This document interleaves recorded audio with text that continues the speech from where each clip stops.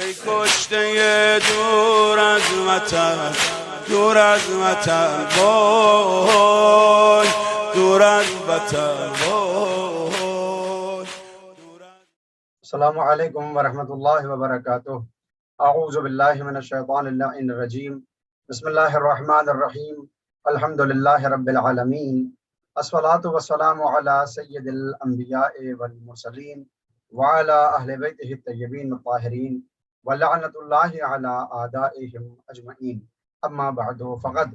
حاضرین و سامعین، جیسا کہ آپ کے علم میں ہے کہ مکالمات و خطبات امام حسین علیہ الصلوۃ والسلام مدینے سے لے کر کربلا تک کی سیریز کو لے کر آپ کی خدمت میں حاضر رہتا ہوں. اب تک 8 مکالمے اور مکاتبے آپ کی خدمت میں پیش کیے گئے ہیں. آج جو 2 اہم مکالمے ہیں وہ اس وقت کے ہیں کہ جس وقت امام علی مقام نے مدینے کو خیرباد کہا اور کچھ کلمات ایراد فرمائے. کون سی آیت پڑھی اور آپ نے کیا فرمایا ہے، غور فرمائیں. اور اس کے بعد جس وقت امام علی مقام مکے تشریف لے جاتے ہیں تو مکے میں پہنچنے پر آپ نے کیا فرمایا اس کو بھی سماعت فرمائیں.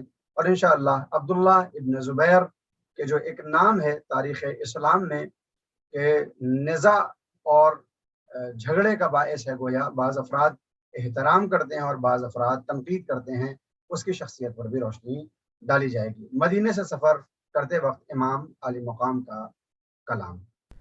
مدینے سے روانگی کے وقت امام علیہ السلام کے کلمات. حضرت امام حسین علیہ السلام نے ولید کے بلاوے پر اس سے ملاقات کی اور کھلے لفظوں میں اپنا موقف بیان کیا، جبکہ ان کے برخلاف عبداللہ ابن زبیر نے ولید سے ملاقات نہیں کی اور رات کے وقت چھپتے چھپاتے مدینے سے نکلے اور ایک غیر معروف راستہ اختیار کر کے مکے کی سمت روانہ ہو گئے.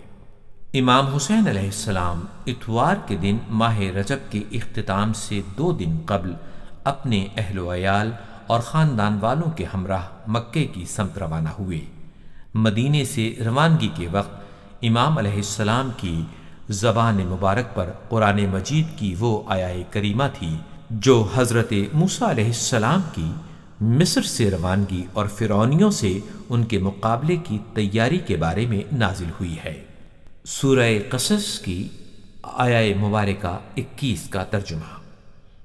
تو موسیٰ شہر سے باہر نکلے خوف زدہ اور دائیں بائیں دیکھتے ہوئے اور کہا، پروردگار مجھے ظالم قوم سے محفوظ رکھنا.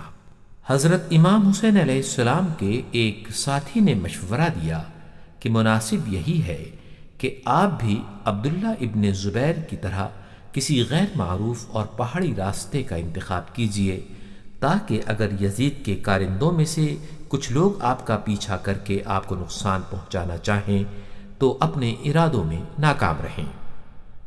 اس تجویز کے جواب میں امام علیہ السلام نے ارشاد فرمایا، نہیں، خدا کی قسم میں کسی بھی صورت میں شہرائے عام چھوڑ کر غیر معروف راستوں پر سفر نہیں کروں گا یہاں تک کہ جو مشیت الہی ہے وہ ہو جائے. اور اس طرح سے مولا کائنات کے فرزند سرکار سید الشہداء حضرت امام حسین نے حالات کی نزاکت کو دیکھتے ہوئے اتوار کی رات یعنی 28 رجب اور بعض دوسرے اقوال کی بنا پر 3 شعبان سن 60 ہجری قمری کو اپنے اہل بیت اور اصحاب کے 84 افراد کے ساتھ مدینے سے مکے کی طرف روانہ ہوئے.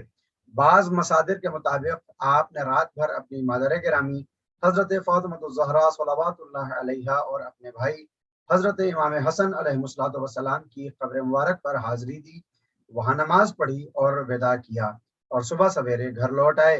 بعض دیگر مصادر میں آیا ہے کہ آپ نے 2 رات پے در پے اپنے نانا رسول خدا کی قبر مبارک پر گزاری اور وہ جو کلمات کیے ہیں، جو کلام کیا ہے، وہ بھی آپ کی خدمت میں پیش کیا جا چکا ہے. اس سفر میں سوائے محمد ابن حنفیہ کے اکثر عزیز و اقارب من جملہ آپ کے فرزندان، بھائی، بہنیں، بھتیجے اور بھانجے آپ کے ساتھ تھے. بنی ہاشم کے علاوہ آپ کے اصحاب میں سے 21 افراد بھی اس سفر میں آپ کے ہمراہ تھے. آپ کے بھائی محمد ابن حنفیہ کو جب امام حسین کے سفر پر جانے کی اطلاع ملی تو آپ ان سے خدا حافظی کے لیے آئے اور اس موقع پر امام نے اپنے بھائی کے نام جو تحریر اور جو وصیت آپ کے سپرد کی تھی اس کو بھی آپ کی خدمت میں پیش کر چکا ہوں. بہرحال جس وقت پیغمبر اسلام کا یہ سچا جانشین مدینے کو چھوڑ کر مکے میں وارد ہوتا ہے تو وہاں پر جو مکالمہ کیا ہے وہ بھی آپ غور فرمائیں، اور پھر عبداللہ ابن زبیر کے جو اس مکالمے میں آپ نام سنیں گے اس کے اوپر بھی روشنی ڈالی جائے گی۔ مکے میں داخل ہوتے وقت امام حسین علیہ السلام مدینے سے مکے تک کا فاصلہ 5 دن میں طے کرنے کے بعد شب جمعہ 3 شعبان کو مکہ معظمہ پہنچے۔ اس مقدس شہر میں داخل ہوتے ہوئے آپ اس آیہ شریف کی تلاوت فرما رہے تھے، سورہ قصص کی آیہ مبارکہ 22۔ اور جب موسیٰ نے مدین کا رخ کیا تو کہا کہ عنقریب پروردگار مجھے خیر اور صلاح کے راستے کی ہدایت کر دے گا۔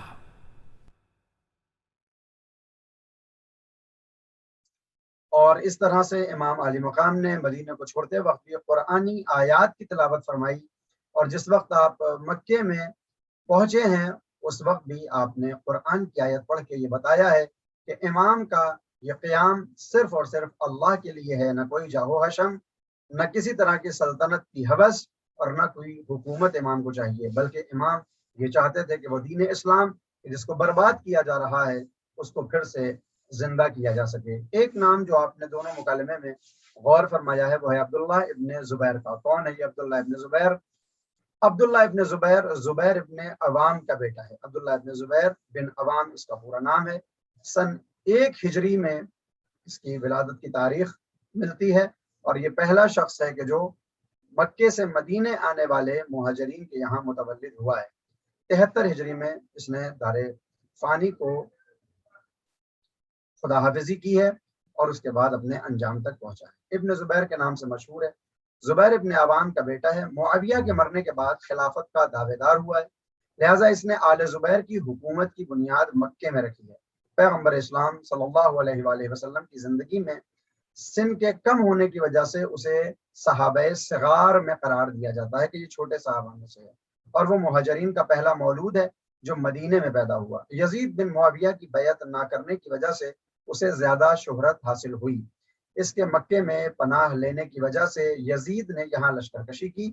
البتہ یہ سارے واقعات امام حسین علی مقام کی شہادت کے بعد رونما ہوئے۔ ابن زبیر نے سن 64 ہجری میں اپنے آپ کو خلیفہ اعلان کیا ہے۔ بہت سے شامیوں، حجازیوں اور مکے اور مدینے کے لوگوں نے اس کی بیعت کی ہے۔ کعبے کی ایک تعمیر نو کی اس کی طرف نسبت دی جاتی ہے۔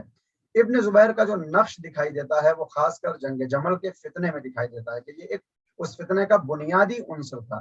اس نے امام علی سے جنگ کی اور شکست کے بعد امام علی نے اس کی معافی کو قبول کیا۔ 72 یا 73 سال کی عمر میں، غالباً 72 سال کی عمر میں مکہ مکرمہ میں حجاج بن یوسف یا حجاج بن یوسف ثقفی کے سپاہیوں کے ہاتھوں اس کا قتل ہوا ہے۔ اس کا تعارف اگر آپ جاننا چاہیں تو عبداللہ ابن زبیر بن عوام بن خویلد، یہ قبیلہ ہے بنی اسد کا، وہاں کی ایک شاخ ہے۔ ابو بکر اور ابو خبیب غالباً اس کی کنیت ملتی ہے۔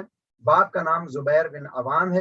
زبیر جیسا کہ آپ جانتے ہیں کہ رشتے میں زبیر کی ماں مولائے کائنات حضرت علی ابن ابی طالب علیہ السلام کی پھوپھی ہوتی ہیں، یعنی ایک طرح سے اس کا تعلق ایک طرف سے بنی ہاشم سے بھی پایا جاتا ہے۔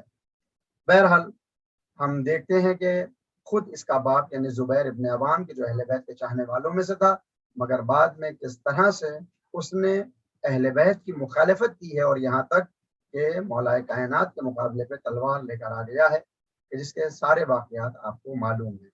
لہذا صرف عرض یہ کرنا ہے کہ کسی کی رشتہ داری، کسی کی اہلیت اور کسی کے اہل بیت میں ہونا ہی کافی نہیں ہے، بلکہ امام کی معرفت ہونا ضروری ہے۔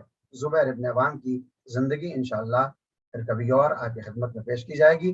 بہرحال صرف یہی آپ سمجھ لیں کہ یہ ابن زبیر وہی ہے کہ جو سبب بنا تھا کہ اس کا باپ زبیر مولائے کائنات کے مقابلے پر آئے، اور یہی وہ انسان ہے کہ جو سبب بنا کہ یزید جیسے ظالم و جابر نے کعبے کے اندر آگ لگائی اور کعبے کے پردے کو بھی جلایا۔ لہذا بعض افراد اس کو بافضیلت بھی سمجھتے ہیں، مگر اہل تشیع اس کو ایسی ہستی سمجھتے ہیں کہ جس کے اندر کوئی فضیلت نہیں پائی جاتی۔ انشاءاللہ اور بھی کلپس آپ کی خدمت میں پیش کرتا رہوں گا اپنی دعائے خیر میں. ہم سب کو یاد رکھیں. وآخر دعوانا ان الحمدللہ رب العالمین. ای کشته دور از وطن، دور از وطن وای، دور از وطن وای.